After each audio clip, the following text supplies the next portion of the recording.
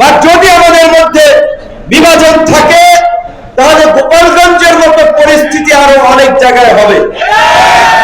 এইখানে মঞ্চে বসে আছেন আমাদের সেই জুলাই আন্দোলনের বীর শহীদদের পরিবারের সদস্যরা, তাদের প্রতি আমার সশ্রদ্ধ সালাম এবং কৃতজ্ঞতা।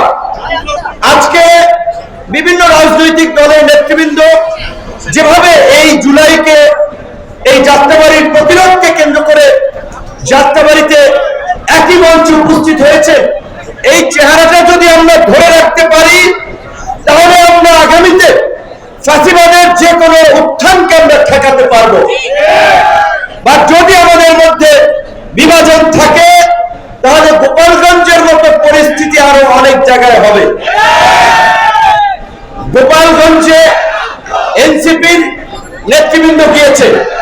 আমাদের কথা হচ্ছে যে তারা এনসিপি করে না, বিএনপি করে না, জামাত করে, কোন দল করে, সেটার চেয়ে আমাদের কাছে বিবেচ্য বিষয় তারা এই গণ অভ্যুত্থানে আমাদের সহযোদ্ধা। তারা রাজপথে নেতৃত্ব দিয়েছে, দিগন্ত জাতিকে পথ দেখিয়েছে, তাদের পেছনে তাদের সাথে আমরা সকলেই ছিলাম।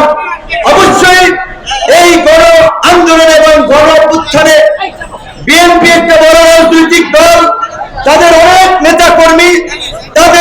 নেতাকর্মী ত্যাগ স্বীকার করেছে।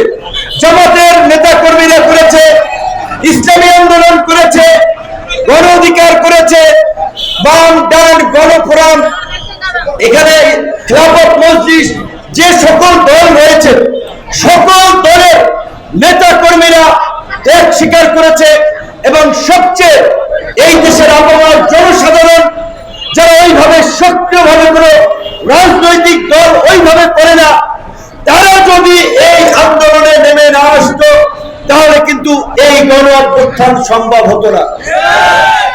রাজনৈতিক দলগুলো আমরা 16 বছরে এই পট পরিবর্তনের প্রেক্ষাপট তৈরির জন্য রাজপথে ধারাবাহিক লড়াই সংগ্রাম করেছি, কিন্তু জনগণের সম্পৃক্ততা না থাকার ফলে কিন্তু সেইভাবে আমরা সাকসেস হতে পারি নাই।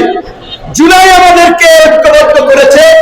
সুতরাং আগামীর বাংলাদেশ কেমন হবে, আগামীর বাংলাদেশকে আমরা কোন দিকে পরিচালিত করতে চাই, কিভাবে করে তুলতে চাই, সেটার জন্য আমাদেরকে জুলাইকে সামনে রাখতে হবে আয়নার মতো। আমাদেরকে ভুলে গেলে চলবে না।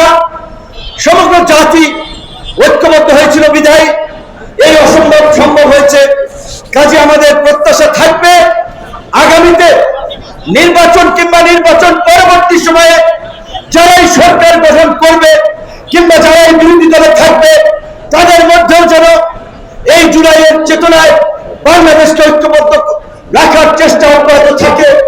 এবং সবচেয়ে একটি গুরুত্বপূর্ণ কথা আমি বলে শেষ করতে চাই, মিলাদ হচ্ছে জুলাই শহীদদের পরিবারদেরকে নিয়ে মিলাদ মাহফিল, দোয়া মাহফিল বছরে একবার আলোচনা সভা করবেন, তারপরে আর এই পরিবারের খোঁজ খবর নাই। এই ধরনের সোয়াবমূলক প্রোগ্রাম এবং কর্মকাণ্ড আমরা ইতিহাসের ধারাবাহিকতায় দেখি। যারা ত্যাগ স্বীকার করে তাদের ত্যাগকে সামনে রেখে আমরা রাজনীতি করি, আমরা এমপি হই, আমরা মন্ত্রী হই, কিন্তু এই পরিবারগুলোর দুঃখ দুর্দশা শেষ পর্যন্ত দেখা যায় থেকেই যায়।